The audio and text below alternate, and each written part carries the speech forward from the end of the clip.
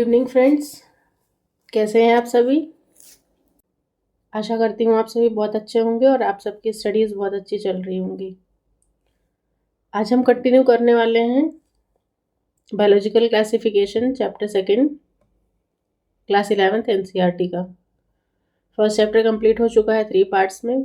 Channel पे uploaded है, जिन्होंने नहीं देखा है वो जा कर के देख सकते हैं। और अगर उसमें कोई भी डाउट है, किसी भी तरीके की क्वेरी है, तो kindly mention in the comment section. आज हम स्टार्ट करते हैं सेकंड चैप्टर का नाम है biological classification. As the name indicates, यहाँ पे किसकी बात की जाएगी? बायोलॉजिकल क्लासिफिकेशन की। पिछले चैप्टर में हमने क्या किया था? नोमेनक्लेचर किया था, बाइनोमियल नोमेनक्लेचर। और यहाँ पर हम क्या करेंगे? अब जिन चीज़ों को मतलब वहाँ पे हमने नोमेनक्लेचर यानी कि नामकरण किया था, और यहाँ पे अब हम चीज़ों को क्लासीफाई करेंगे कि मतलब उनको किस बेसिस पे चीज़ों को रखना है।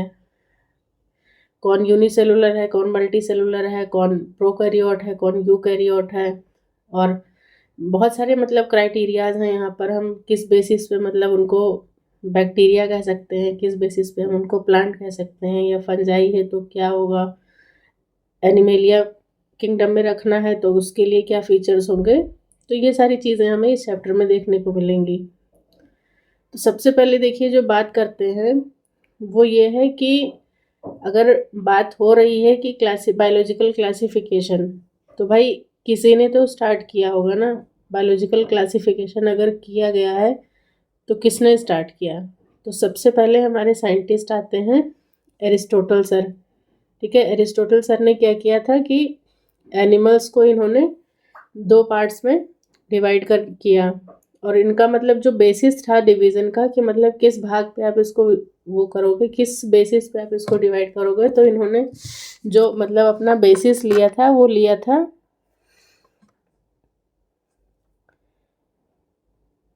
Presence of RBC. इन्होंने आरबीसी की बात की थी कि अगर एनिमल है तो आरबीसी है, तो जिन एनिमल्स में आरबीसी नहीं है उनको एनाइमा कहा था, और जिसमें आरबीसी प्रेजेंट है उनको इनाइमा कहा गया था।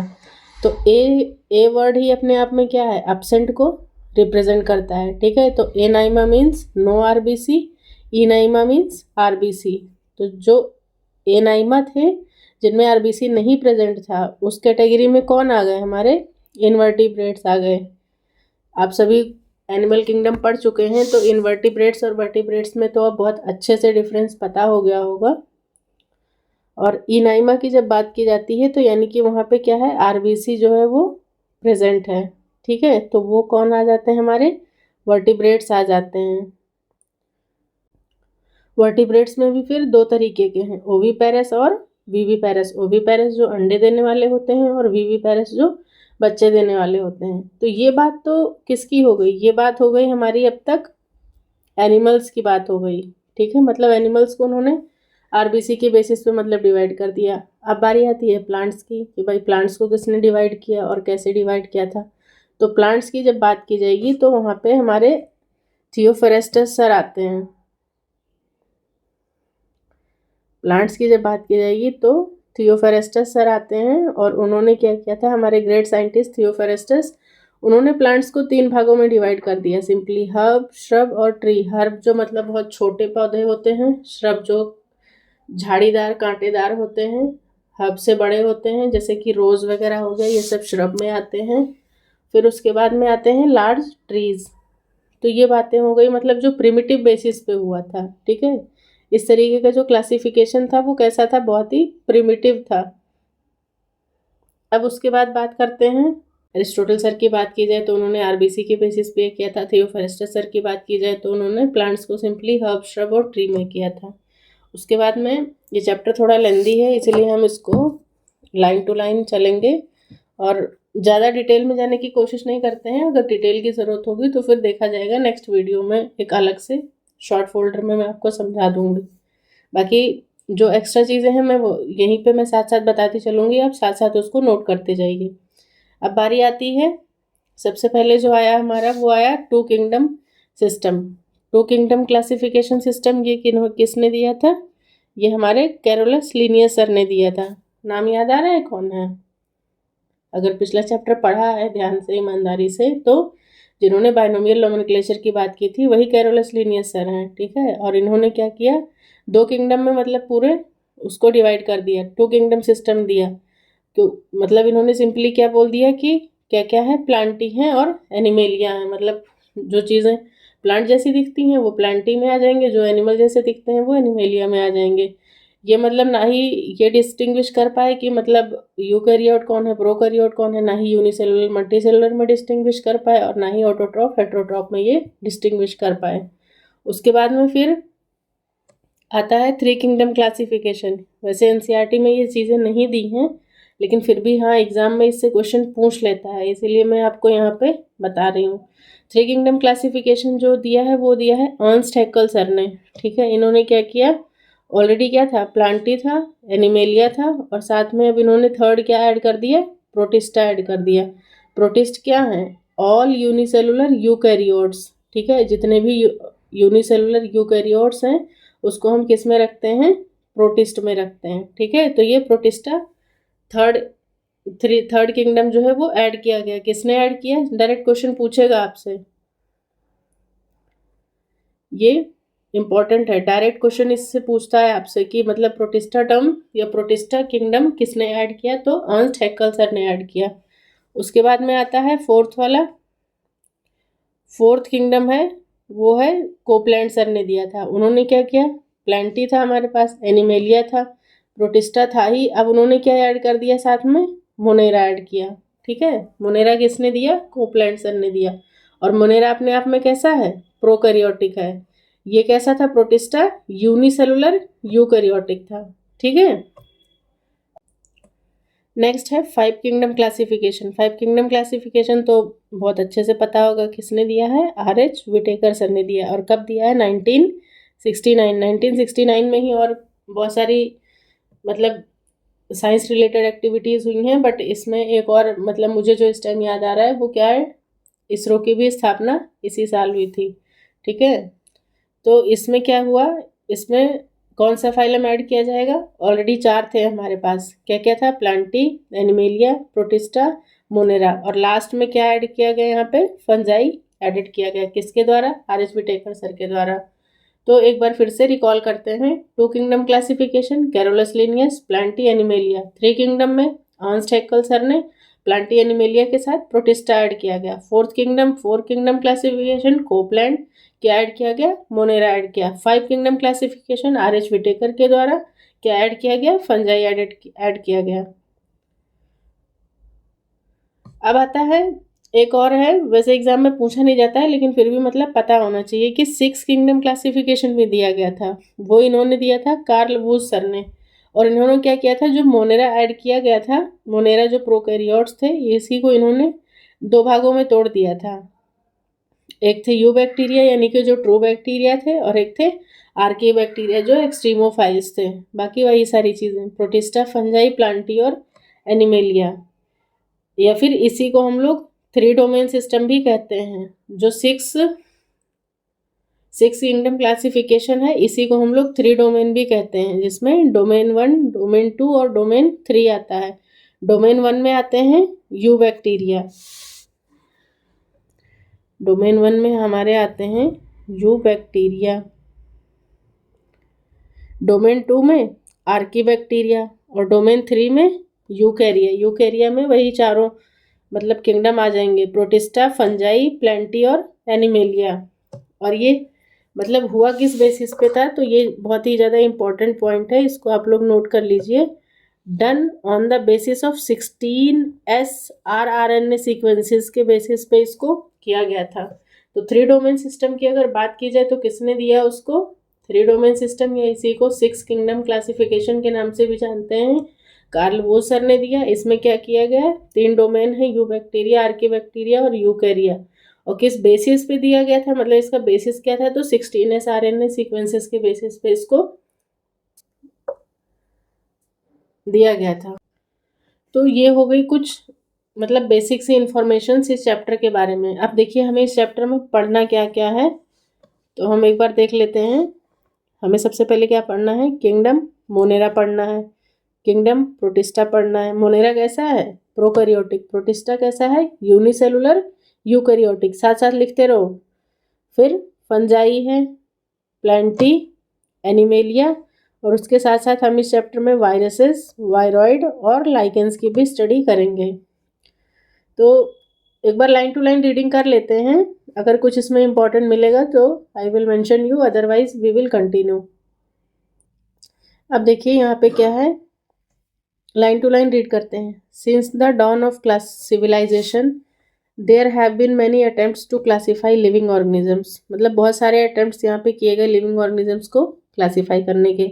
It was done in instinctively, it was done instinctively, not using criteria that were scientific, but born out of a need to use organisms for our own use for food, shelter and clothing, मतलब वही मैंने बताया ना पहले, use disuse के regarding मतलब चीज़ों को वो किया गया था। मतलब अगर कोई चीज़ हमारे काम आ रही है तो वो हमारे लिए यूज़फुल है, नहीं काम आ रही है तो मतलब उसको जाने दो, इस हिसाब से मतलब चीज़ें पहले वो की गई थी। मतलब बहुत ज़्यादा कोई वैसा साइंटिफिक वो नहीं था, टेम्परामेंट नहीं था या साइंटिफिक लॉजिक नहीं होता था चीज़ों को क्लासीफाई करने का। But after that Aristotle was the earliest to attempt a more scientific basis. फिर उसके बाद क्या होता है, एरिस्टोटल सर आते हैं और वो एक साइंटिफिक बेसिस पे क्या करते हैं, क्लासिफिकेशन करते हैं। और उन्होंने क्या किया, he use simple morphological characters to classify plants into trees, shrubs and herbs. यहाँ पे तो यही कह रहा है कि एरिस्टोटल सर ने ही दिया है इसको, प्लांट को, हर्ब, श्रब, ट्री में, लेकिन वैसे बाकी बुक्स में क्या कहा जाता है कि थियोफरेस्टस सर ने दिया है। He also divided animals into two group, उन्होंने फिर एनिमल्स को भी दो ग्रुप में डिवाइड किया, वो भी किस बेसिस पे, which had read blood and those did not, जिसमें रेड ब्लड है वो कैसे हैं, ई नाइमा, ई, ठीक है, और जिनमें नहीं है वो ए नाइमा थे। तो ए नाइमा कौन हो गए हमारे इन्वर्टिब्रेट्स, और ई नाइमा कौन हो गए हमारे, सॉरी, ए नाइमा हमारे इन्वर्टिब्रेट्स हो गए और ई नाइमा हमारे वर्टिब्रेट्स हो गए। उसके बाद वही चीज़ें हैं, बात आती है लीनियस सर की। उन्होंने क्या दिया, two kingdom system of classification, जिसमें क्या क्या था हमारे पास, प्लांटी और एनिमेलिया था, ठीक है। Was developed that included all plants and animals respectively. This system did not distinguish between, अब इस सिस्टम के ड्रॉबैक्स क्या हैं, अगर सपोज दैट क्वेश्चन पूछ लेता है कि हाँ two kingdom system of classification के ड्रॉबैक्स क्या थे, so you can easily mention here कि क्या दिक्कतें थी। डिड नॉट डिस्टिंग्विश बिटवीन, किस किस में क्या नहीं बता पाए थे, यूकैरियोट प्रोकैरियोट में डिफरेंस नहीं बताया था उन्होंने, यूनिसेलुलर मल्टीसेलुलर में ऐसा कुछ नहीं बताया था उन्होंने, और साथ ही फोटोसिंथेटिक और नॉन फोटोसिंथेटिक में ऐसा कोई डिफरेंस नहीं बताया था, किसने, कैरोलस लिनियस सर ने। उसके बाद आगे चलते हैं, classification of organisms into plant and animals was easily done, मतलब बहुत सिंपली उन्होंने कह दिया कि हाँ प्लांट्स और एनिमल्स में है, ठीक है, और हमें मतलब समझ भी आ गया। बट बात क्या होती है, but a large number of organisms did not fall into either category, लेकिन ऐसा थोड़ी है कि बैक्टीरिया की बात की जाए, फंजाई की बात की जाए, और भी बहुत सारे यूनिसेलुलर प्रोटोजोअन्स हो गए और स्लाइम मोल्ड्स वगैरह हो गए, अमीबा हो गए, मतलब बहुत सारे ऐसे हैं, डाइनोफ्लैजिलेट्स, ये सारी चीज़ें जो हैं वो क्या, मतलब प्लांट या एनिमल आप किस में रख दोगे, ऐसे तो नहीं ना पता चल जाएगा। Hence two kingdom classification used for a long time was found inadequate, कैसा था वो, इनएडिक्वेट, मतलब अपर्याप्त था। साथ ही साथ बिसाइड्स ग्रॉस मॉर्फोलॉजी, मतलब मॉर्फोलॉजी के साथ ही साथ a need was also felt for including other characters को भी इंक्लूड करने की ज़रूरत महसूस हुई। जैसे कि अदर कैरेक्टर्स में क्या था, लाइक सेल स्ट्रक्चर, मतलब सेल का स्ट्रक्चर कैसा है, nature of wall, cell wall कैसी है, मोड ऑफ न्यूट्रिशन कैसा होगा, हैबिटेट कैसा है, मेथड ऑफ रिप्रोडक्शन कैसा है, और साथ ही साथ इवोल्यूशनरी रिलेशनशिप, मतलब इतनी सारी चीज़ें जो थी, इनका भी कहीं ना कहीं बहुत ही ज़्यादा इम्पॉर्टेंट रोल था क्लासिफिकेशन में। Classification system for the living organisms have hence undergone several changes over the time, though plant and animal kingdoms have been a constant under all different systems. The understanding of what groups organisms be included under these kingdoms have been changing. The number and nature of other kingdoms have also been understood differently by different scientists over the time. मतलब क्या कहने का conclusion यहाँ से बस ये निकल के आता है कि कहीं ना कहीं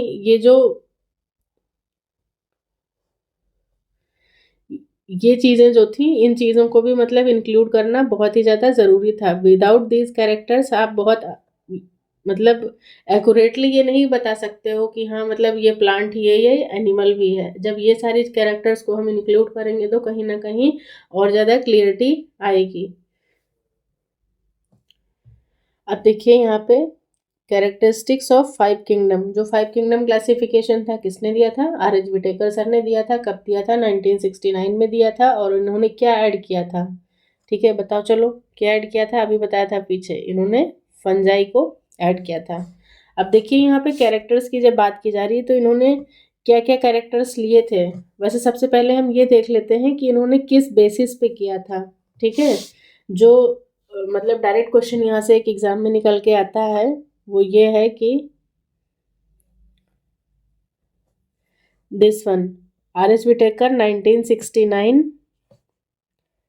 5 किंगडम क्लासिफिकेशन। ठीक है, the kingdom defined by him were named Monera, Protista, Fungi, Plantae, Animalia. Add क्या किया था इन्होंने? फंजाई ऐड किया था। अब यहाँ पे ये क्वेश्चन आता है important, main criteria for classification. ठीक है, जो मेन क्राइटेरिया था क्लासिफिकेशन का वो क्या था? उसमें क्या क्या था देखो। सबसे पहले बात की थी इन्होंने सेल स्ट्रक्चर की। ठीक है, फिर बॉडी ऑर्गेनाइजेशन, मतलब सेल स्ट्रक्चर कैसा है, यूनिसेलुलर है, मल्टी सेलुलर है। बॉडी ऑर्गेनाइजेशन कैसा है, सेलुलर है, टिश्यू लेवल पे है, मल्टी सेलुलर है, या फिर ऑर्गन सिस्टम पे है। मोड ऑफ न्यूट्रिशन कैसा है, ऑटोट्रॉफिक, हेट्रोट्रॉपिक है, पैरासिटिक है, सेप्रोफिटिक है, किस तरीके का हो गया। रिप्रोडक्शन में सेक्सुअल है, एसेक्सुअल है, एंड फाइलोजेनेटिक रिलेशनशिप। ठीक है, तो यहाँ से ये डायरेक्ट क्वेश्चन आपका निकल के आता है मोस्ट इम्पॉर्टेंट। यही 4-5 दे देता है और वो इसमें से कोई एक एब्सेंट कर देगा या किसी उसकी जगह रिप्लेस करके कुछ और डाल देगा। तो ये पांचों आपको अच्छे से लर्न करना है। ठीक है, अब देखते हैं कि इस टेबल में क्या दिया गया है। सबसे पहले बात होती है सेल टाइप की कि सेल टाइप कैसा है। तो सबसे पहले हमारा क्या आता है? Monera, Protista, Fungi, Plantae and Animalia. Cell type की बात की जाए तो सेल टाइप हमेशा दो ही तरीके का होता है, या तो प्रोकैरियोटिक होगा और या तो फिर कैसा होगा? यूकैरियोटिक होगा। तो मोनेरन्स कैसे हैं? बैक्टीरिया कैसा है? प्रोकैरियोटिक होता है। आई होप आप सभी को प्रोकैरियोटिक यूकैरियोटिक के बीच में डिफरेंस पता होगा। नहीं पता है तो मैं एक पेज ऐड करके मैं अभी आपको समझाती हूँ। देखो, बात की जाए अगर, एक होता है prokaryotic, another one is eukaryotic. Pro means क्या है? एज नेम इंडिकेट्स, इसका नाम ही क्या बता रहा है? बहुत ही ज़्यादा प्रिमिटिव है।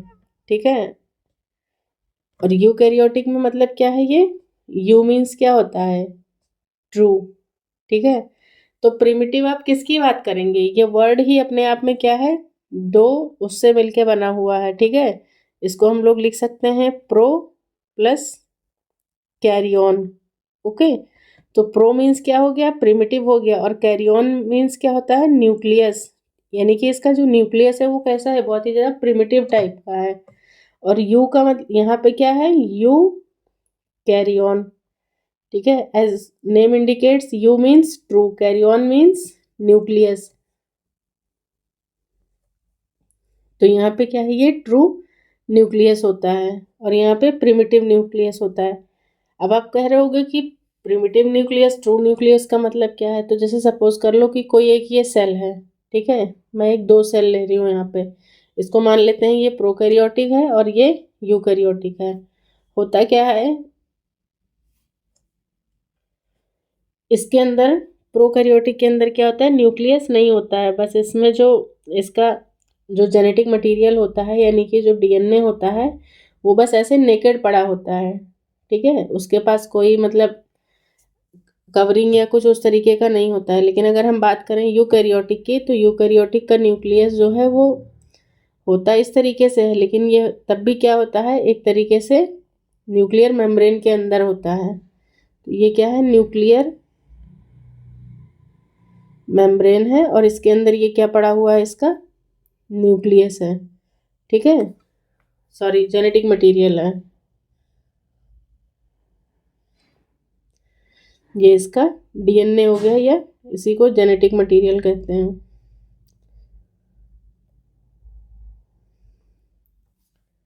और यहाँ पर ये क्या है, ऐसे अकेला पड़ा हुआ है, मतलब नेकेड साइटोप्लाज्म में पड़ा हुआ है, यहाँ पे कोई कंपार्टमेंटलाइजेशन नहीं है, ठीक है। दोनों सेल में देखा जाए तो ये क्या है, अब इसको आप इस तरीके से भी समझ सकते हो कि जैसे प्रोकैरियोट क्या है, जैसे मतलब मान लो कोई स्टूडेंट है वो प्रिपरेशन कर रहा है अपने होम टाउन से बाहर रह के, जैसे कोई स्टूडेंट है वो लखनऊ में रह रहा है, आगरा में रह रहा है, कानपुर में रह रहा है, या सॉरी प्रयागराज में रह रहा है, तो वहाँ पे क्या है वो जा कर के, ऐसा तो है नहीं ना कि वो मतलब पूरा प्रॉपर बंगलो लेगा या फिर प्रॉपर ऐसा हाउस लेगा जहाँ पे मास्टर रूम होगा, लिविंग रूम होगा, बेडरूम होगा, किचन अटैच मतलब टॉयलेट होगा, इस तरीके की चीज़ें नहीं होंगी। तो प्रोकैरियोट क्या है, एक तरीके का वो स्टूडेंट ही है, ठीक है।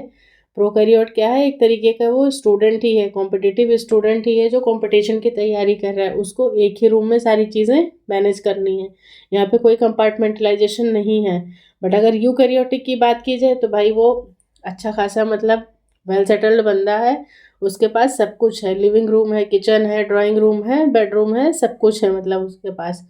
लेकिन हमने जो यहाँ पे अगर मतलब सेल की बात की जा रही है, जो सेल स्ट्रक्चर की बात, तो वहाँ पे सबसे पहले न्यूक्लियस की ही बात की गई है कि कैसा है वो। अगर प्रोकैरियोटिक यूकैरियोटिक का जो बात हो रहा है वहाँ पे वो कैरियन वर्ड ही रिलेटेड है न्यूक्लियस से, और प्रोकैरियोटिक में क्या है, प्रिमिटिव न्यूक्लियस है, यूकैरियोटिक में कैसा है, ट्रू न्यूक्लियस है। तो आई होप आप सभी को ये चीज़ें समझ में आ गई होंगी। इसमें और देखा जाए तो यहाँ पर जो जेनेटिक मटेरियल है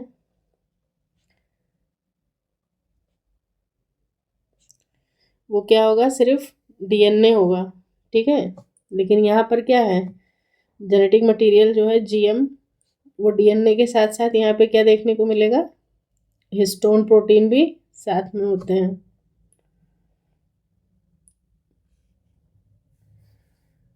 तो ये कुछ इस तरीके से प्रोकैरियोट यूकैरियोट में डिफरेंस की बात हो गई।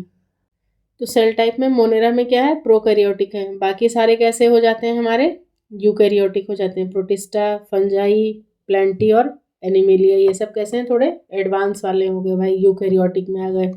अब उसके बाद में आता है, ये फर्स्ट पॉइंट हो गया। सेकंड पॉइंट क्या है, सेल वॉल की बात की जाती है। अब सेल वॉल इसकी कैसी है, मोनेरा की बैक्टीरिया है तो इसकी सेल वॉल कैसी है भाई, सेलुलोज की तो बनी नहीं होगी, सेलुलोज की प्लांट की मतलब सेलुलोज की सेल वॉल मोस्टली प्लांट्स में ही होती है। और ये कैसे होते हैं, पॉलीसेकेराइड प्लस अमाइनो एसिड्स के बने होते हैं। लेकिन प्रोटिस्टा की बात की जाए तो इसमें कुछ की जो सेल वॉल होती है वो सेलुलोजिक होती है। अब सेल वॉल की बात की जाए तो मोनेरा में non cellulosic polysaccharide amino acids होते हैं, मतलब कि शुगर और अमाइनो एसिड से मिल करके इनकी बनी होती है। और मोनेरा मैंने पहले ही बताया था कि कितने टू पार्ट्स में डिवाइडेड है, कौन कौन सा, यू बैक्टीरिया और आर्की बैक्टीरिया। तो जो यू बैक्टीरिया हैं उनकी सेल वॉल जो है वो म्यूरिन की बनी होती है, म्यूरिन पेप्टाइडोग्लाइकन की बनी होती है। लेकिन जो आर्की बैक्टीरिया होते हैं जो मतलब बहुत ही ऐसी एडवर्स कंडीशन में पाए जाते हैं, जिनको हम लोग एक्सट्रीमोफाइल्स भी कहते हैं, तो इनकी सेल वॉल किसकी बनी होती है, स्यूडो म्यूरिन की बनी होती है। अब चलते हैं नेक्स्ट वाला। नेक्स्ट है हमारा प्रोटिस्टा। प्रोटिस्टा में कुछ एनिमल्स ऐसे होते हैं जिसमें सेल वॉल प्रेजेंट होती है और कुछ एनिमल्स ऐसे होते हैं जिसमें सेल वॉल प्रेजेंट नहीं होती है। अब सीधी सी बात है, प्रोटिस्टा में प्लांट्स भी आ जाते हैं और कुछ एनिमल्स भी आ जाते हैं। जैसे अगर बात की जाए क्राइसोफाइट्स, डाइनोफ्लैजिलेट्स वगैरह, जो मतलब कि प्लांट्स में कंसीडर किए जाते हैं, तो उसमें सेल वॉल होती है। लेकिन यूग्लिना है, प्रोटिस्टा में कुछ एनिमल्स हैं जो प्लांट से रिजेंबल करते हैं, कुछ एनिमल से रिजेंबल करते हैं। तो जो प्लांट से रिजेंबल करते हैं उसमें सेल वॉल प्रेजेंट है, और जो एनिमल से रिजेंबल करते हैं उसमें सेल वॉल एब्सेंट है। अब बात करते हैं फंजाई की। फंगस में क्या होता है, इसकी सेल वॉल जो है वो सेलुलोजिक नहीं होती है। क्यों? क्योंकि इसकी सेल वॉल किससे बनी होती है? काइटिन की। और काइटिन क्या है? नैग का पॉलीमर है। किसका है? नैग का होमोपॉलीमर है। ये PYQ है नीट का, होमोपॉलीमर है। नैग फुल फॉर्म क्या है? N acetyl glucosamine. फिर बात करते हैं प्लेंटी की। तो प्लेंटी में इसकी सेल वॉल किसकी बनी होती है? सेलुलोज की बनी होती है। उसके बाद एनिमेलिया की बात की जाए तो एनिमेलिया यानी कि एनिमल्स में सेल वॉल ऑलरेडी एब्सेंट है। जिन जिन बच्चों को नहीं पता है कि प्लांट सेल और एनिमल सेल में क्या डिफरेंस है, वो एक बार फिर से इस NCERT फर्स्ट में ही जो सेल वाला चैप्टर दिया है उसको जा करके पढ़ के आइए। उसके बाद आपको यहाँ पे इजीली चीज़ें और अच्छे से समझ में आ जाएंगी। उसके बाद बात करते हैं न्यूक्लियर मेम्ब्रेन की। ठीक है, वही जो मैंने पीछे बताया कंपार्टमेंटलाइजेशन। अब यहाँ पे सिर्फ और सिर्फ किसकी बात की जा रही है?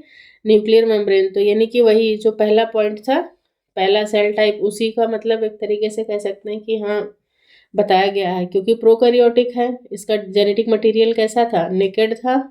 नेकेड है मतलब कि ऐसे ही पड़ा हुआ था वहाँ पे। तो यहाँ पे क्या सेल वॉल प्रेजेंट थी? नहीं थी। लेकिन बाकी प्रोटिस्टा, फंजाई, प्लेंटी और एनिमेलिया तीनों में क्या है? न्यूक्लियर मेम्ब्रेन प्रेजेंट है। चलते हैं नेक्स्ट पॉइंट पे। ये थर्ड हो गया हमारा न्यूक्लियर मेम्ब्रेन। फोर्थ आती है बात बॉडी ऑर्गेनाइजेशन की। तो बॉडी ऑर्गेनाइजेशन में जो हमारा मोनेरा और प्रोटिस्टा है, ये कैसे हैं? यूनिसेलुलर ही हैं। ठीक है, मोनेरा में हमारे बैक्टीरिया आ जाते हैं, और प्रोटिस्टा में हमारे क्राइसोफाइट्स, डाइनोफ्लैजिलेट्स मतलब डायटम्स वगैरह हो गए, कॉर्नियलेक्स, इस तरीके से स्लाइम मोल्ड्स, प्रोटोजोआ, अमीबा। तो ये सारे भी कैसे हो गए? यूनिसेलुलर हो गए। उसके बाद में फंजाई जो आता है, इसमें कुछ लूज टिश्यूज पाए जाते हैं। मतलब ऐसा नहीं है कि हाँ उन्होंने कोई ऑर्गन या मतलब कुछ वैसा कॉम्पैक्ट सा स्ट्रक्चर बनाया हो। कुछ लूज टिश्यूज होते हैं। जैसे कभी ब्रेड पे जब फंगस ग्रो करता है तो उसको आप देखो तो मतलब वो कोई पर्टिकुलर स्ट्रक्चर नहीं होता। अगर आप फूंक मारोगे तो वो इजीली डिस्पर्स हो जाएगा एयर में। या कभी रोटन ऑरेंज देखा हो आपने, तो उस तरीके से। और ये कैसे होते हैं? मल्टी सेलुलर या लूज टिश्यू होते हैं। बात की जाए प्लांट की, तो प्लांट्स में क्या होता है? टिश्यू या ऑर्गन सिस्टम नहीं कहेंगे यहाँ पे। अब जैसे ऑर्गन की बात की जाए तो प्लांट में क्या कहते हैं कि leaf is the photosynthetic organ. Stem क्या है? सपोर्टिंग ऑर्गन हो गया। रूट्स कैसी हैं? मतलब कि होल्डिंग के लिए और ट्रांसपोर्ट के लिए। तो ये एक तरीके से मतलब ऑर्गन है। यहाँ पे जो हाईएस्ट लेवल है प्लांट्स में, वो क्या है? ऑर्गन है। मतलब सब एक दूसरे से इंटरकनेक्टेड हैं। लीफ ने अगर खाना बनाया तो वो नॉट फॉर लीफ, वो क्या करेगी? खाना बना के फिर वो बाकी प्लांट के पार्ट को डिस्ट्रीब्यूट कर देगी। तो सब कहीं ना कहीं एक दूसरे से इंटरकनेक्टेड है। अगर रूट्स हैं तो रूट्स का काम क्या है? जो भी मतलब मिनरल और वाटर है वो एब्जॉर्ब करेंगी, और एब्जॉर्ब करके किसको आराम से ऊपर ट्रांसपोर्ट कर देंगी।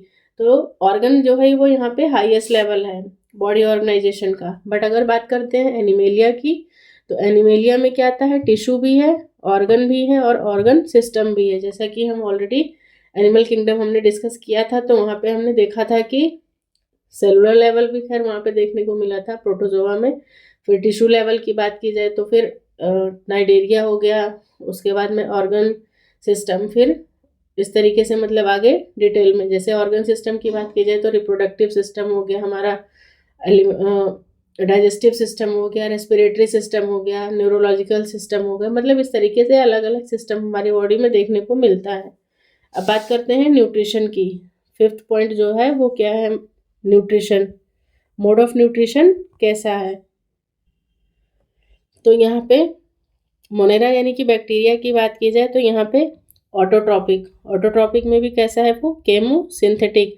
मतलब क्या करते हैं? वो इनऑर्गेनिक केमिकल्स को यूज़ करके अपना खाना बना लेते हैं। या फिर कुछ हैं जो फोटोसिंथेटिक हैं, और कुछ हैं जो नहीं बनाते हैं, तो वो क्या है? फिर हेट्रोट्रॉपिक में आ जाएंगे। और हेट्रोट्रॉपिक में भी फिर सैप्रोफिटिक, या तो सड़ी गली चीज़ों पे मतलब वो फीड करेंगे, या तो फिर कैसे होंगे? वो पैरासाइट, यानी कि कोई लिविंग होस्ट पकड़ रखा है और उसके सहारे अपनी ज़िंदगी को कंटिन्यू कर रहे हैं। प्रोटिस्टा की बात की जाए तो प्रोटिस्टा कैसे होते हैं? ये ऑटोट्रॉपिक होते हैं, यानी कि फोटोसिंथेटिक हैं, और इसमें भी कुछ हैं जो हेट्रोट्रॉपिक होते हैं। जैसे स्लाइम मोल्ड वगैरह की बात की जाए तो ये कैसा होता है, हेट्रोट्रॉपिक होता है। हेट्रोट्रॉपिक मतलब अगर सनलाइट मिलती रहती है तब तक तो वो क्या करता है, एक तरीके से अपना खाना बनाता रहता है, लेकिन सनलाइट की अवेलेबिलिटी नहीं रहती है तो वो क्या करता है, अपना मोड ऑफ न्यूट्रिशन चेंज कर लेता है और वो हेट्रोट्रॉपिक बन जाता है। तो एक तरीके से ये भी कहा जाता है कि जो स्लाइम मोल्ड है वो मिक्सोट्रॉपिक है, मतलब उसका जो मोड ऑफ न्यूट्रिशन है वो मिक्स टाइप का है। अब बात करते हैं फंजाई की, तो फंजाई कभी अपना खाना नहीं बनाते हैं। ये कैसे होते हैं, हेट्रोट्रॉपिक होते हैं, यानी कि सेप्रोफिटिक, या तो सड़ी गली चीज़ों पे मतलब ग्रो कर जाएंगे, और या तो फिर कैसे हैं, पैरासिटिक हो गए, जैसे दाँत घास खुजली वगैरह ये सब पैरासिटिक हैं। और जैसे रोटन वेजिटेबल्स हो गई, ब्रेड हो गया, इन सब चीज़ों पे अगर ग्रो कर रहे हैं तो फिर वो सेप्रोफिटिक हो जाते हैं। प्लांट्स एज यूजुअल ये क्या हैं, यही तो क्या है, हमारे यूनिवर्सल ऑटोट्रॉपिक हैं। ऑटोट्रॉपिक फोटोसिंथेटिक सिस्टम है इनका। और एनिमल्स की बात की जाए तो एनिमल्स कैसे हैं, हेट्रोट्रॉपिक हैं। और हेट्रोट्रॉपिक में भी ये कैसे हैं, होलोजोइक, मतलब कंप्लीटली डिपेंड है भैया, पूरी तरीके से डिपेंड नहीं है किस पे, दूसरों पे। उसमें भी कुछ हैं जो सेप्रोफिटिक हैं, ठीक है। कुछ एनिमल्स मतलब ऐसे भी होते हैं जो सेप्रोफिटिक मोड ऑफ न्यूट्रिशन को फॉलो करते हैं। तो ये अब तक यहाँ पे इस चार्ट में जो भी चीज़ें मेंशन थी मैंने आपको क्लियर करने की कोशिश की है।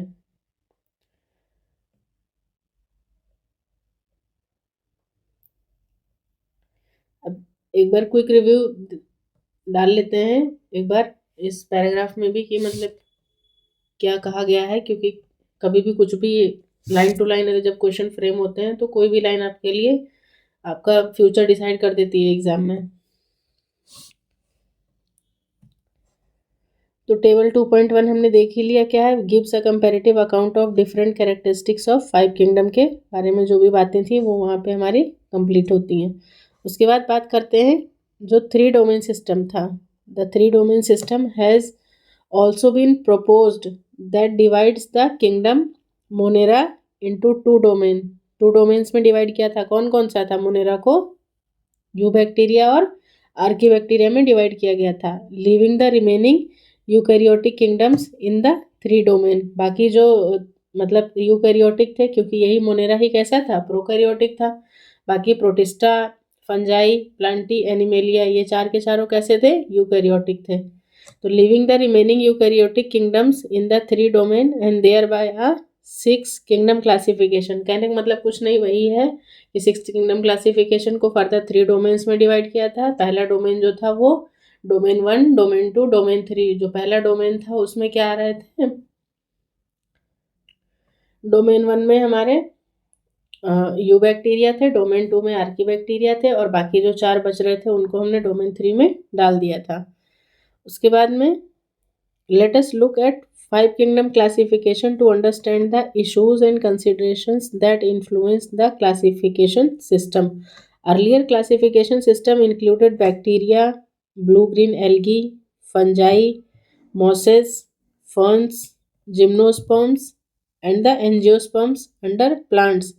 मतलब जो पहले क्लासिफिकेशन किया गया था उसमें क्या था, बैक्टीरिया को भी मतलब प्लांट्स में रख लिया, बीजीए को भी रख लिया, फंजाई, मॉसेस, ये सबको मतलब सबको उठा के किस में डाल दिया था, प्लांट्स में डाल दिया था। The character that unified this whole kingdom was that all the organisms included had a cell wall in their cells. क्यों ऐसा किया गया था, क्योंकि क्या बोल रहे थे कि सेल वॉल है इनके सेल्स में। This place together groups which widely deferred in other characteristics, but इनमें बहुत सारी ऐसी थी कैरेक्टरिस्टिक जो कि क्या थी, अलग थी। It brought together the prokaryotic bacteria and the BGA cyanobacteria with other groups which were eukaryotic. It is also grouped together the unicellular organisms and the multicellular ones. Say for example जो Chlamydomonas है वो क्या है, एक unicellular algae है, और spirogyra वर place together under algae. अब इनको क्या है, एल्गी में रख दिया था, लेकिन ये कैसे हैं, यूनिसेलुलर है। The classification did not differentiate between the heterotrophic group fungi और ऑटोट्रॉपिक ग्रीन प्लांट्स में भी डिफ्रेंशिएट नहीं कर पाए थे, दो they also showed a characteristic difference in their walls composition.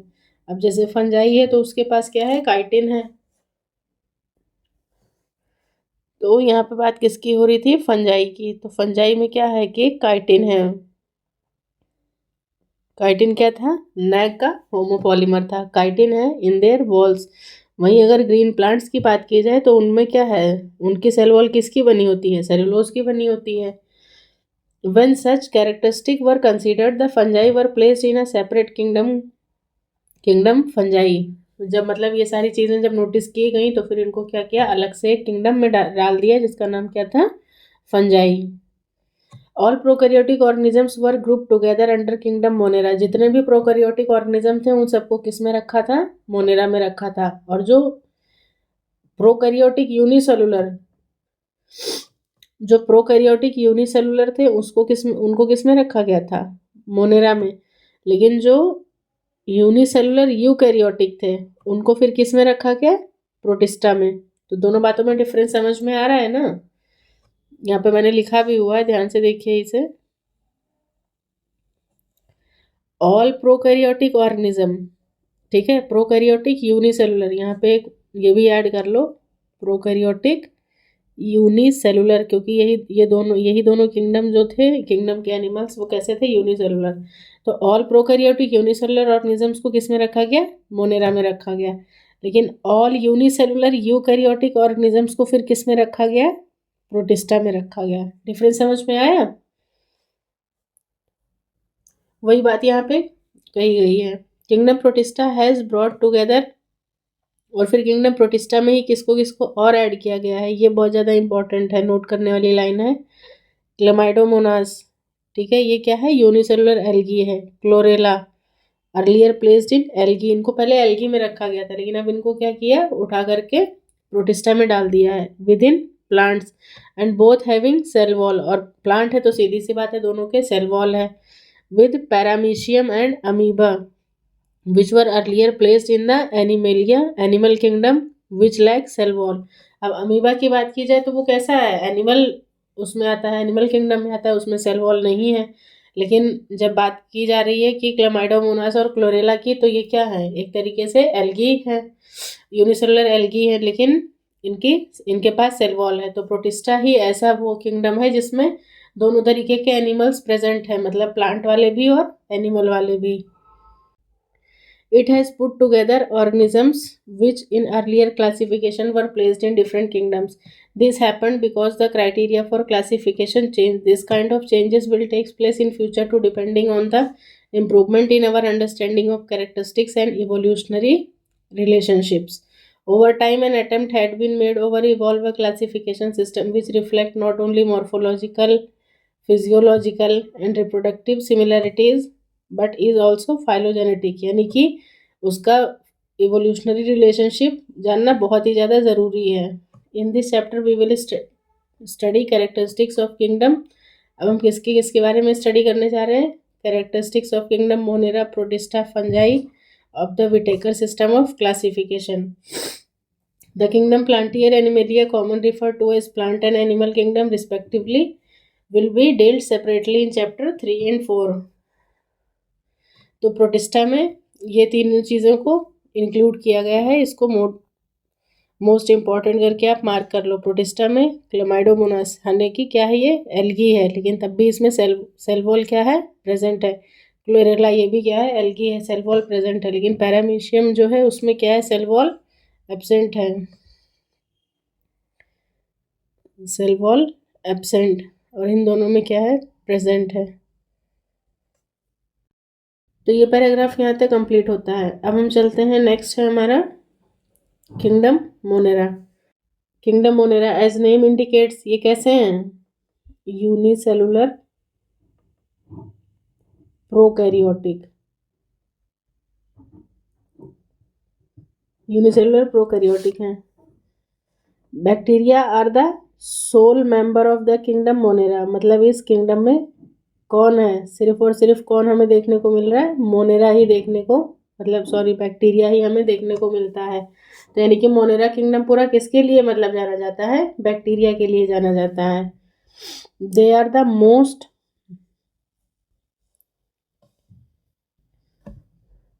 They are the most abundant microscopic organism, most abundant मतलब बहुत ही ज़्यादा, कहीं भी यहाँ वहाँ जहाँ तहाँ देखो हर जगह पाए जाते हैं, ठीक है।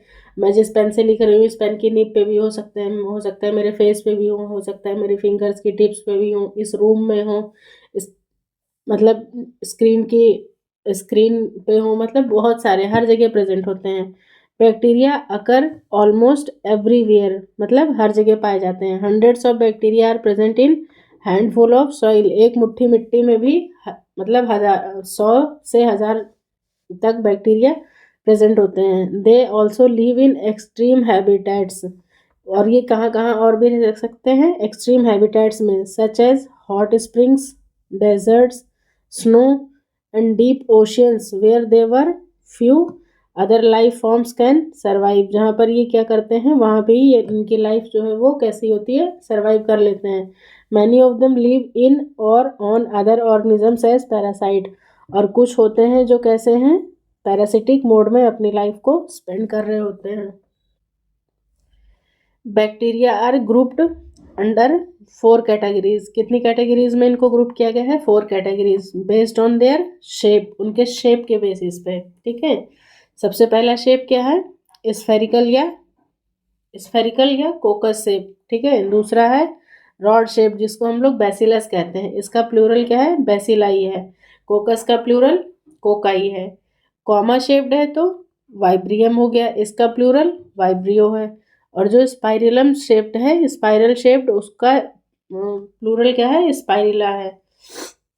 तो इस तरीके से यहाँ पे ये दिया हुआ है। इसमें देखिए सबसे पहला है ये हमारा, ये कोकाई है, कैसे हैं, स्फेरिकल शेप है। इनके वर्ड्स एकदम एज इट इज वो कर लो, क्योंकि पता चला स्फेरिकल की जगह एग्जाम में राउंड कोकस दे दिया तो फिर गलत हो जाएगा, ठीक है। स्फेरिकल मतलब स्फेरिकल, कोकाई ये हो गए। बेसिलस कैसे हैं, रॉड शेप्ड है। यही मोस्ट अबेंडेंट होते हैं, मैक्सिमम जो हैं यही पाए जाते हैं, मोस्ट अबेंडेंट।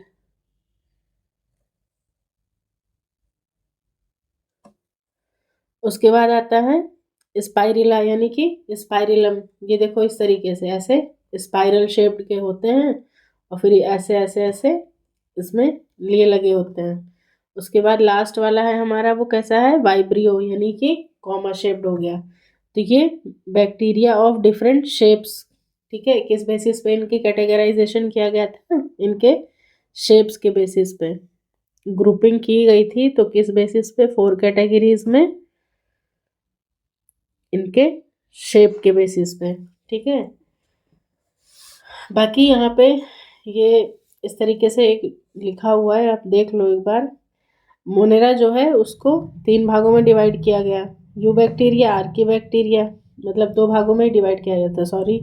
तो जो यू बैक्टीरिया है उसमें बैक्टीरिया और साइनोबैक्टीरिया दोनों आ जाते हैं। अब इसमें माइकोप्लाज्मा, रिकेट्सिया, एक्टिनोमाइसिटीज भी इसी क्लास में आते हैं। क्या कह रहे हैं, दो the bacterial structure is very simple, वैसे तो बैक्टीरिया का स्ट्रक्चर क्या है, बहुत ही सिंपल है, बट अगर बात की जाए इनके बिहेवियर की तो बहुत ही कॉम्प्लेक्स बिहेवियर होता है। मतलब मोस्टली डिजीजेस देख रहे हो कैसी कैसी हो जाती हैं। तो ये क्या है, दिखने में तो भाई बहुत छोटे से हैं, लेकिन एक बार मतलब जब आपकी लाइफ को डिस्ट्रॉय करना शुरू करते हैं, आपको परेशान करना शुरू करते हैं, तो फिर ठीक ठाक आपको दवा लेनी पड़ जाती है। Compare to many other organisms, bacteria as a group show the most extensive metabolic diversity. इस लाइन से डायरेक्ट क्वेश्चन पूछा गया है एग्जाम में। ये बहुत ही ज़्यादा इंपॉर्टेंट लाइन है, मोस्ट एक्सटेंसिव मेटाबॉलिक एक्टिविटी, इसको मोस्ट इंपॉर्टेंट मार्क कर लीजिए। Some of the bacteria are autotrophic, कुछ हैं ऑटोट्रॉपिक हैं, they synthesize their own food for from inorganic substances, जैसे नॉस्टॉक, एनाबिना वगैरह जो हैं, यही सब क्या है, फोटोसिंथेटिक हैं। दे में भी फोटोसिंथेटिक ऑटोट्रॉपिक और केमोसिंथेटिक ऑटोट्रॉपिक, ठीक है। The vast majority of bacteria are heterotroph, लेकिन अगर बात की जाए तो जो मोस्टली हैं वो बैक्टीरिया कैसे हैं, हमारे हेट्रोट्रॉप्स हैं, ठीक है। that is they depend on other organisms or on dead organic matter for food. So vast majority क्या है बैक्टीरिया की, हेट्रोट्रॉप्स हैं, और वो किस पे डिपेंड करते हैं? Depend on other organisms on dead organic matter for food. तो ये यू बैक्टीरिया है, इनकी सेल वॉल किसकी बनी होती है? यू बैक्टीरिया की जो सेल वॉल है वो पेप्टाइडोग्लाइकन या म्यूरिन की बनी होती है। और म्यूरिन किसका कॉम्पोजिशन है? नैग प्लस नैम का। नैग क्या है? N acetyl glucosamine. नैम क्या है? N acetyl muramic acid. ठीक है, ये यू बैक्टीरिया की बात हो रही है, यू बैक्टीरिया की सेल वॉल। अब चलते हैं आर्की बैक्टीरिया की तरफ, देखते हैं आर्की बैक्टीरिया का क्या है। आर्की बैक्टीरिया यानी कि इनको हम और किस नाम से जानते हैं? एक्सट्रीमोफाइल। एक्सट्रीमोफाइल मतलब कि एक्सट्रीम कंडीशंस, भैया जहाँ तुम सोच भी नहीं सकते हो ना, ये वैसी वैसी जगह पे एकदम सरवाइव कर सकते हैं, या सिंपली कह सकते हैं एकदम खतरों के खिलाड़ी होते हैं, जहाँ हम सोच भी नहीं सकते अच्छा हाँ यहाँ भी कोई रहता होगा या यहाँ भी कोई सरवाइव कर सकता है अपनी लाइफ को, तो ये वहाँ पे होते हैं। एक्सट्रीम कंडीशंस को, फाइल मतलब लविंग, यानी कि एक्सट्रीम कंडीशंस को मतलब प्यार करने वाले या एक्सट्रीम कंडीशंस में रहने वाले।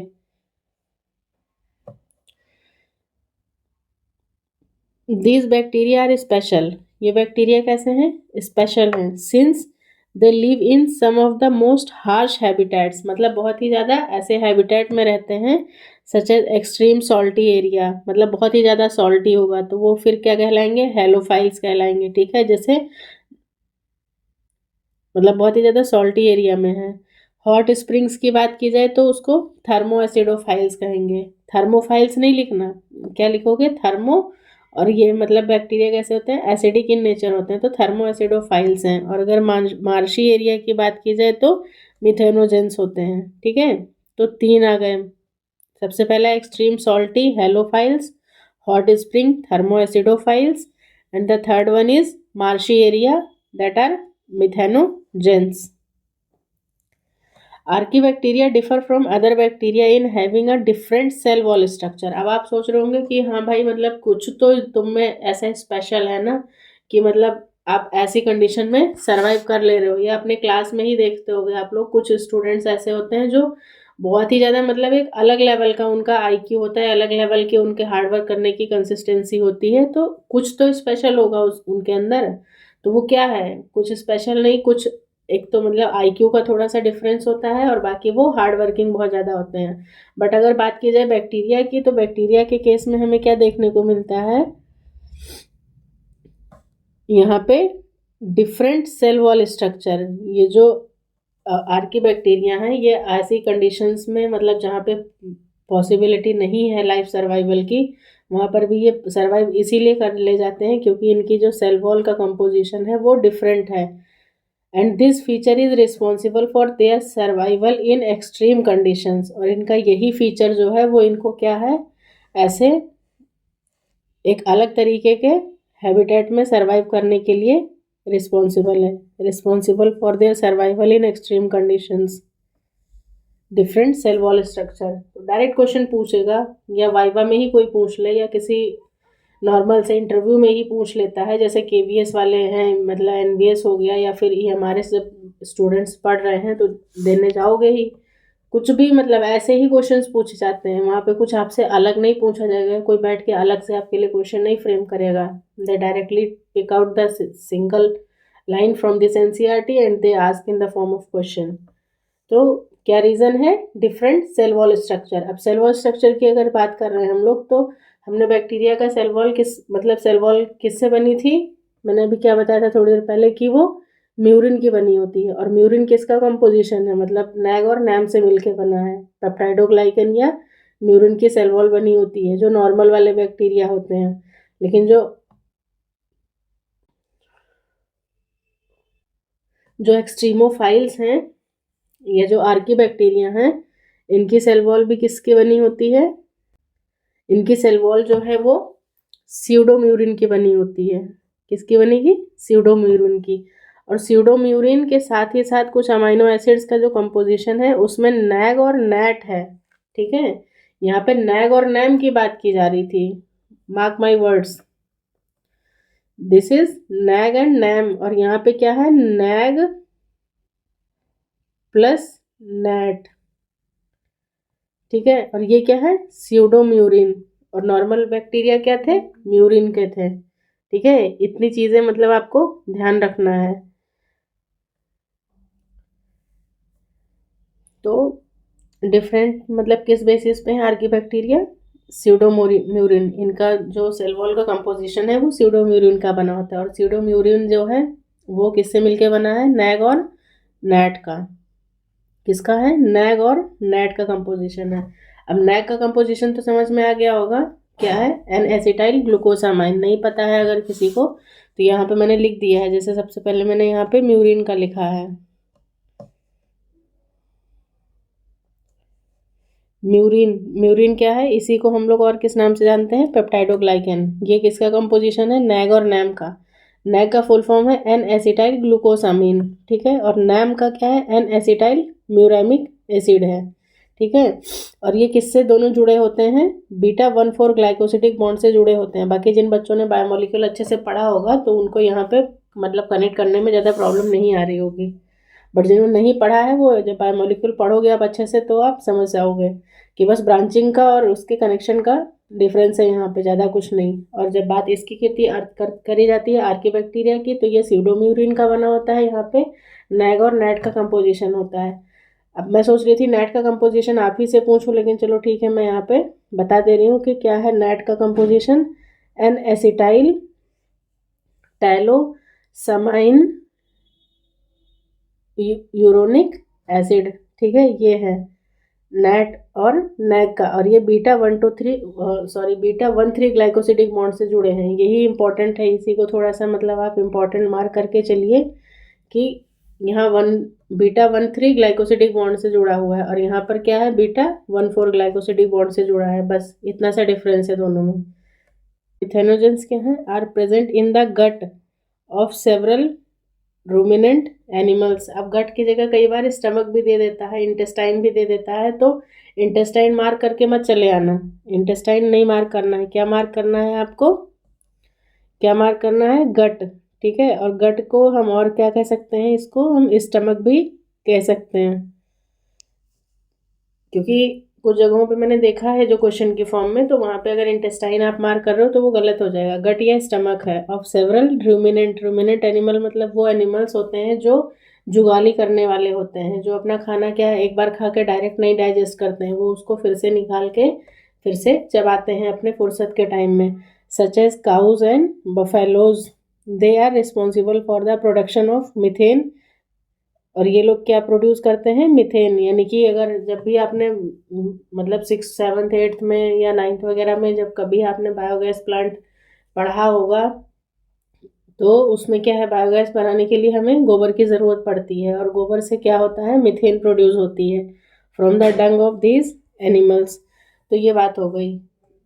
तो आर्कीबैक्टीरिया में सबसे पहली बात, स्पेशल बैक्टीरिया होते हैं, कहाँ रहते हैं, सबसे ज़्यादा मोस्ट हार्श हैबिटेट में रहते हैं। जो सबसे ज़्यादा मोस्ट हार्श हैबिटेट होता है वहाँ रहते हैं। इसमें 3 तरीके के होते हैं, हेलोफाइल्स, थर्मोएसिडोफाइल्स और methanogens. Halophiles extreme salty area में रहते हैं, थर्मोएसिडोफाइल्स हॉट स्प्रिंग्स में रहते हैं और मिथेनोजेंस मार्शी एरिया में रहते हैं। किस बेसिस पे ये डिफरेंट, मतलब किस बेसिस पे ये डिफरेंट है यू बैक्टीरिया से, तो इनका सेल वॉल कंपोजिशन जो है, वो सेल वॉल का जो स्ट्रक्चर है वो डिफरेंट है। बैक्टीरिया का सेल वॉल का स्ट्रक्चर किसका है, म्यूरिन का बना है। म्यूरिन में क्या आता है, नैग और नैम आता है, बीटा 1,4 ग्लाइकोसिडिक बॉन्ड से जुड़ा होता है। और आर्कीबैक्टीरिया में क्या है, नैग और नैट है, और ये किससे जुड़ा है, बीटा 1,3 ग्लाइकोसिडिक बॉन्ड से जुड़ा हुआ है। मिथेनोजेंस की बात की जाए, they are present in the gut of the ruminants और क्या प्रोड्यूस करते हैं, मीथेन या बायोगैस प्रोड्यूस करते हैं।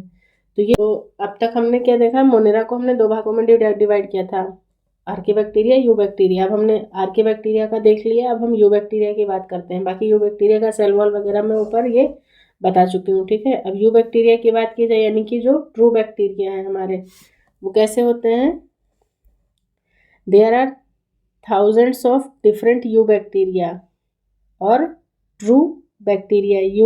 यू टर्म ही किससे, यू वर्ड क्या डिनोट कर रहा है, ट्रू। ठीक है, eukaryotic true nucleus, eubacteria, true bacteria. They are characterized by the presence of a rigid cell wall. अब इनका क्या है special feature? Characterized by a presence of rigid cell wall. True bacteria हो गए, presence of a rigid cell wall हो गए। अगर motile हैं तो क्या होगा इनके पास? फ्लैजिला होगा, ठीक है, फ्लैजिला। और सिंगुलर क्या है इसका? Flagellum. The cyanobacteria also refer to as blue green algae. Cyanobacteria जो है मतलब वैसे वो क्या है? ब्लू ग्रीन एल्गी है। Have chlorophyll a similar to green plants and are photosynthetic autotroph. और वो कैसे हैं? फोटोसिंथेटिक ऑटोट्रॉप्स भी हैं।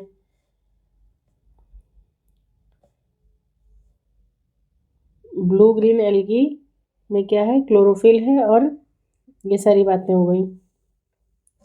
अब बात की जाए साइनोबैक्टीरिया कैसे हैं, तो साइनोबैक्टीरिया भी क्या हैं? They are also unicellular, colonial या फिलामेंटस फॉर्म में प्रेजेंट होते हैं, फ्रेश वाटर मरीन दोनों में रहते हैं, एंड टेरेस्ट्रियल एल्गा भी है। The colonies are generally surrounded by gelatinous sheath. सबसे स्पेशल फीचर इनका है कि जो इनकी कॉलोनी होती है उसके किनारे किनारे जेलेटिनस शीथ होती है। ये देखिए यहाँ पे इस इमेज में आपको दिखाई दे रहा होगा, ये इस तरीके से जो किनारे किनारे ये छोटे छोटे डॉट दिख रहा है, ये क्या है? म्यूसिलेजिनस शीथ, या इसी को हम लोग क्या बोलते हैं? और जिलेटिनस शीथ।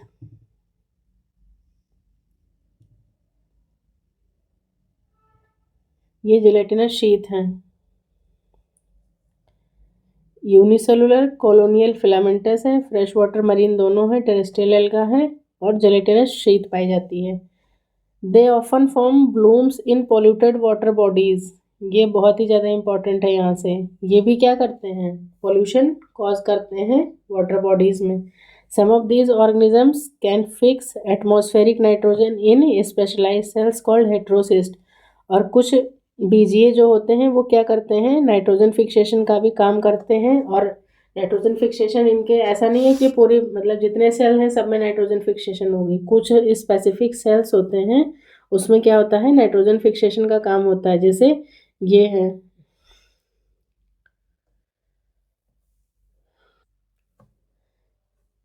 ये हेटेरोसिस्ट हैं। इनमें क्या है? ये नाइट्रोजन फिक्सेशन का काम होता है। हेटेरोसिस्ट नाइट्रोजन फिक्सेशन और वेजिटेटिव प्रोपगेशन में हेल्प करते हैं। और हेटेरोसिस्ट मतलब कौन से ऐसे ब्लू ग्रीन एल्गी हैं? ब्लू ग्रीन एल्गी या साइनोबैक्टीरिया, तो उसका एग्जांपल है नोस्टॉक और एनाबिना, जो कि क्या करते हैं? नाइट्रोजन फिक्सेशन का काम करते हैं। Fix atmospheric nitrogen in specialized cells. अगर सेल्स पूछे तो कौन से सेल्स हैं? हेटेरोसिस्ट हैं। कौन करता है? नोस्टॉक और एनाबिना करता है। अब ये तो हो गया फोटोसिंथेटिक बैक्टीरिया, ठीक है। अब बात करते हैं केमोसिंथेटिक बैक्टीरिया, यानी कि जो केमिकल से अपना खाना बनाते हैं। Chemosynthetic autotrophic bacteria oxidize, reduce नहीं, क्या करते हैं? Oxidize various inorganic substances. यही सब कीवर्ड्स हैं, इसी को एकदम से रट्टा ही मार लो एकदम सिंपली, क्योंकि यही पलट के दे देगा। ऑक्सीडाइज की जगह रिड्यूस दे देगा, इनऑर्गेनिक की जगह ऑर्गेनिक सब्सटेंस दे देगा, और दो स्टेटमेंट बना के दे देगा। सर्जन रीजन में घूम जाओगे वहीं पे। इसलिए बस ऐसे बार बार बार बार पढ़ते रहो, यहीं से याद होना है। तो केमोसिंथेटिक बैक्टीरिया क्या करेगा? सबसे पहला काम ऑक्सीडेशन का काम करेगा। किसको ऑक्सीडाइज कर रहा है? इनऑर्गेनिक सब्सटेंसेस को। सच एज, कौन कौन से इनऑर्गेनिक सब्सटेंसेस हो सकते हैं? सच एज नाइट्रेट्स, नाइट्राइट्स और ammonia, and use the released energy for their ATP production. और इनको जब ऑक्सीडाइज करेंगे तो उससे क्या होगा? जो एनर्जी रिलीज होगी उसको एटीपी प्रोडक्शन में यूज कर लेंगे। They play a great role in recycling nutrients. और ये और भी किसमें हेल्पफुल है हमारे लिए? बहुत ही ज़्यादा इम्पोर्टेंट।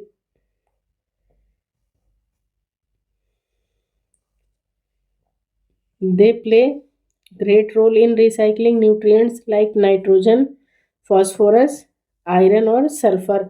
ये चार अच्छे से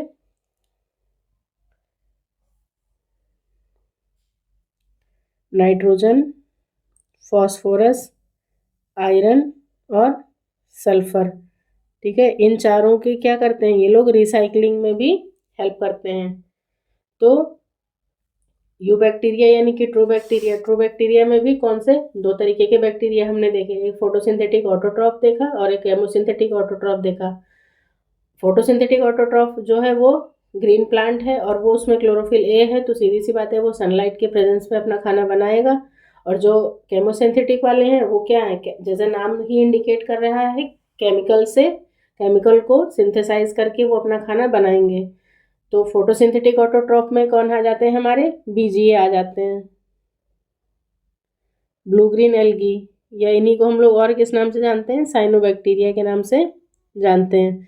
तो साइनोबैक्टीरिया कैसे होते हैं, यूनिसेलुलर भी हो सकते हैं, मतलब यूनिसेलुलर होते हैं, कॉलोनी में भी रहते हैं, या फिलामेंटस होते हैं, फ्रेश वाटर मरीन दोनों में पाए जाते हैं, टेरेस्ट्रियल अलगा होते हैं। कॉलोनीज जो होती हैं उसका स्पेशल फीचर है कि उसके ऊपर एक जेलेटिनस या म्यूसिलेजिनस शीथ पाई जाती है, ठीक है। और ये क्या करते हैं,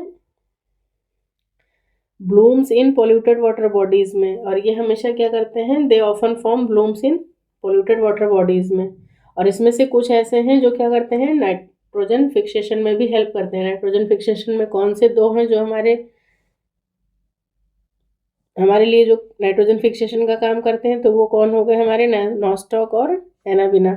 अब बात आती है केमोसिंथेटिक की, केमिकल से बना रहे थे अपना खाना, केमिकल से भी क्या करेंगे, ऑक्सीडेशन करेंगे, रिडक्शन करेंगे। ऑक्सीडेशन करेंगे, वेरी गुड, ऑक्सीडेशन किस चीज़ का करेंगे, ऑर्गेनिक इनऑर्गेनिक सब्सटेंस का ऑक्सीडेशन करेंगे।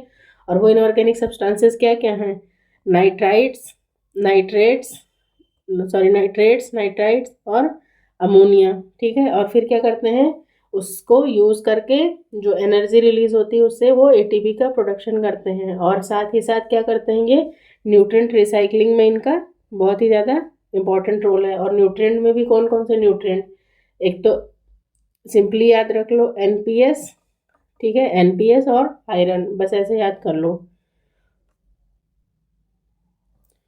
यहाँ पे मैंने कुछ लिखा हुआ है, जैसे कि देखो साइनोबैक्टीरिया जो होते हैं वो यूनिसेलुलर हैं, कैसे हैं, यूनिसेलुलर ही हैं मोस्टली, लेकिन कुछ हैं जो कॉलोनियल भी हैं, जैसे नॉस्टॉक हो गया, एनाबिना हो गया। फिलामेंटस की अगर बात की जाए तो ऑसिलेटोरिया जो है वो फिलामेंटस है। फ्रेश वाटर की बात करूँ तो माइक्रोसिस्टिस और स्पाइरुलिना जो है वो फ्रेश वाटर हैं, यूबैक्टीरिया। और मरीन की अगर बात की जाए तो ट्राइकोडेस्मियम एरिथ्रियम, जो कि क्या करता है, रेड सी, मतलब रेड सी एक्चुअल में रेड नहीं होता है, वो इसलिए हमें रेड दिखाई देता है क्योंकि वहाँ पर ये बैक्टीरिया प्रेजेंट होते हैं। तो ये क्वेश्चन पूछा गया है, मोस्ट इम्पॉर्टेंट मार्क कर लीजिए इसको, कि रेड सी किसकी वजह से है, तो उसके लिए कौन सा बैक्टीरिया रिस्पॉन्सिबल है, Trichodesmium erythraeum. Okay, now come to the third type of bacteria which is heterotrophic bacteria. अब हेटेरोट्रॉपिक में क्या स्पेशल फीचर है देखते हैं। हेटेरोट्रॉपिक जैसा नाम इंडिकेट कर रहा है, ये क्या कर रहे हैं, खुद से खाना नहीं बना रहे हैं, मतलब कहीं ना कहीं ने किसी ना किसी का सहारा लेना ही पड़ेगा। तो are most abundant in nature, अगर ट्रू बैक्टीरिया की बात की जाए तो उसमें भी ऑटोट्रॉपिक वाले ज़्यादा नहीं हैं, सबसे ज़्यादा कौन से वाले हैं, हेटेरोट्रॉपिक ही हैं। The majority are important decomposers, और उसमें भी जो सबसे ज़्यादा हैं वो क्या हैं, ये डिकम्पोजर्स होते हैं। Many of them have a significant impact on human affairs, मतलब कि ह्यूमन के ऊपर इन सब का बहुत ज़्यादा असर पड़ता है, मतलब पॉजिटिव वे में भी नेगेटिव वे में भी। अब पॉजिटिव में ही देखते हैं, जैसे they are helpful in making curd from milk product, ठीक है, दूध से दही बनाने में। प्रोडक्शन ऑफ एंटीबायोटिक्स, मतलब बहुत ज़्यादा यूज़फुल हैं। Fixing nitrogen in legume plants, तो इस तरीके से मतलब ये बहुत सारे हैं जो हमारे लिए बेनिफिशियल हैं। अब लेग्यूम प्लांट्स की बात की जाए तो सिम्बायोटिक एसोसिएशन होता है राइजोबियम का। नॉन लेग्यूमिनस की बात की जाए तो नॉन लेग्यूमिनस में भी कौन सा बैक्टीरिया होता है, फ्रैंकिया होता है। इसको हम लोग रे फंजाई या मतलब रे फंजाई भी कहते हैं, और ये एक्टिनोमाइजिटीज क्लास को बिलोंग करता है।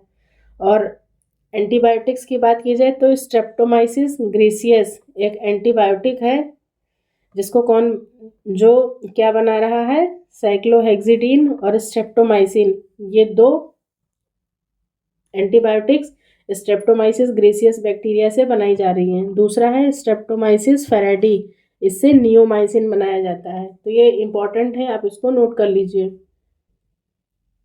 नाइट्रोजन फिक्सेशन कहाँ हो रहा था, रूट्स में हो रहा था। सम आर पैथोजेंस, कुछ हैं जो कैसे हैं, पैथोजेंस हैं, मतलब पैथोजन सीधी सी बात है क्या है, वो डिजीज कॉजिंग हो जाएंगे।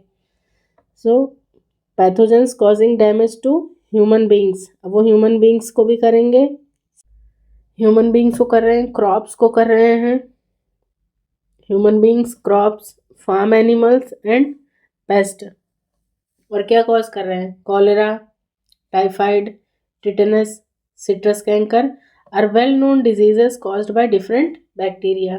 ठीक है, तो मतलब बेनिफिशियल भी है, हार्मफुल भी है, डिपेंड करता है कि आपको कौन सा वाला मिल गया है।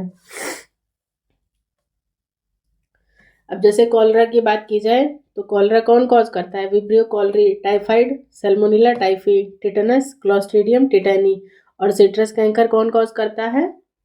Xanthomonas citri. तो इस तरीके से ये हो जाते हैं। अब उसके बाद यहाँ पे देखते हैं, bacteria reproduce mainly by fission. ठीक है, सबसे बेस्ट और सबसे डायरेक्ट क्वेश्चन यहाँ से निकल के आता है कि रिप्रोडक्शन इसमें होता है, लेकिन कैसा होता है? फिजन से।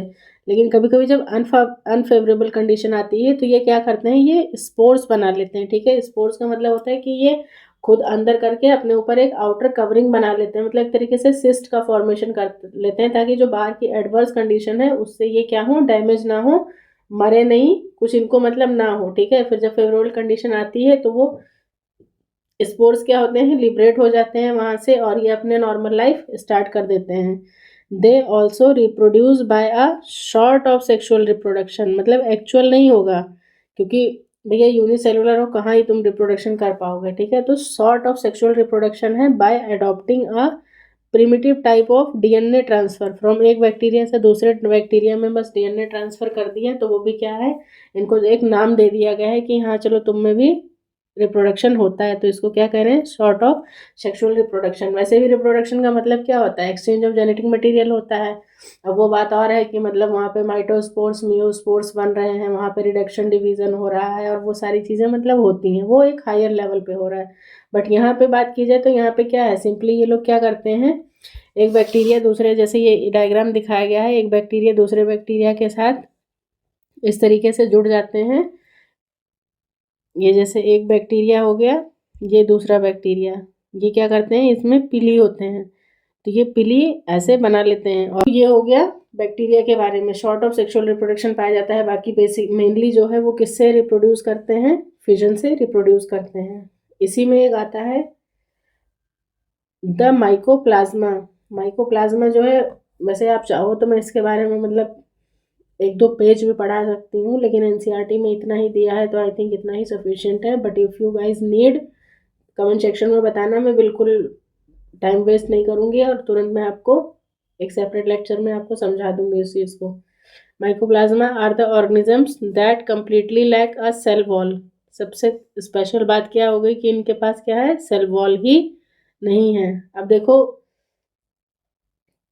बैक्टीरिया में ही आ रहे हैं ना ये भी, ऐसा तो है नहीं कि अलग से आ रहे हैं। और बैक्टीरिया में अब तक क्या था? सबके पास मोस्टली सेल वॉल थी, लेकिन माइकोप्लाज्मा के पास क्या है? सेल वॉल नहीं है। They are the smallest living cell, सबसे छोटे लिविंग सेल हैं, that can survive without oxygen. और कैसे हैं ये? मतलब बिना ऑक्सीजन के भी ये सर्वाइव कर सकते हैं। Many mycoplasma are pathogenic in animal and plant. और बहुत सारे ऐसे हैं जो ये पैथोजेनिक होते हैं, मतलब बीमारियां कॉज करते हैं एनिमल्स में। बताओ कोई माइकोप्लाज्मा से होने वाली डिजीज? प्लांट्स का तो मुझे याद आ रहा है, प्लांट्स में ये डिजीज कॉज करते हैं बंची टॉप ऑफ पपाया।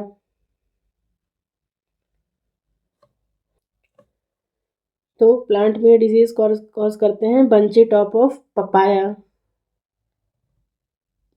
और भी बहुत सारी डिजीजेस होती हैं। एक होता है विचेस ब्रूम करके, ठीक है, चुड़ैल का झाड़ू। मतलब क्या करते हैं, उस प्लांट के इन्फ्लोरेसेंस को एकदम लग गए एक बार तो उसको एकदम झाड़ू जैसा बना के छोड़ते हैं।